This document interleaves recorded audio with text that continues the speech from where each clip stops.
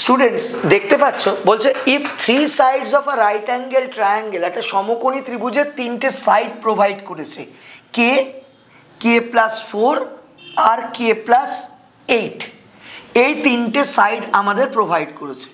এটাকে ধরলাম কে, এটাকে ধরলাম কে প্লাস 4, সবচেয়ে বড় সাইড হাইপোটেনিউস হয়, অতিভুজ হয়, তাহলে এটাকে কে প্লাস 8 বললাম। বলছে then the length of the shortest side, shortest সাইডটা কি, এই বাহুটা বার করতে হবে।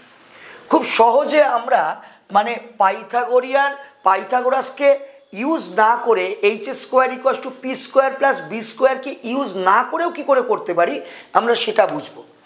দেখো যদি এরা একটা ইকুয়াল ডিস্টেন্স মেনটেন করে, এটা 4-এর একটা ডিস্টেন্স মেনটেন করেছে বা 4-এর একটা গ্যাপ ক্রিয়েট করেছে, তুমি বলবে এই দুটোর তো 4-এর গ্যাপ ক্রিয়েট করেনি। না, আমি সেটা বলছি না, আমি সিকোয়েন্সিয়ালি প্রথম তিনটে মানে প্রথম দুটো, এটার সঙ্গে এটা 4-এর গ্যাপ, এটার সঙ্গে এটা 4-এর গ্যাপ, যদি এই গ্যাপটা কনস্ট্যান্ট তুমি পাও, সেক্ষেত্রে এই যে গ্যাপটা হবে না, এই যে গ্যাপ 4 তার 5 টাইমসটা হয়ে যাবে সব সময় হাইপোটেনিউসের ভ্যালু, অর্থাৎ এটাই হয়ে যাবে তোমার হাইপোটেনিউস কে প্লাস 8-এর ভ্যালু।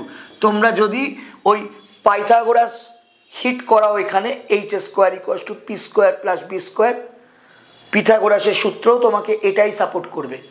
তো এখান থেকে আমরা বুঝতে পারছি 20, এটা 8টা এখান থেকে এখানে গেল, কে ইকুয়াল টু 12, অর্থাৎ এর মাধ্যম দিয়ে আমরা অত্যন্ত সহজে বলে দিতে পারি এটা হচ্ছে 12, এই বাহুটা 16, এই বাহুটা 20।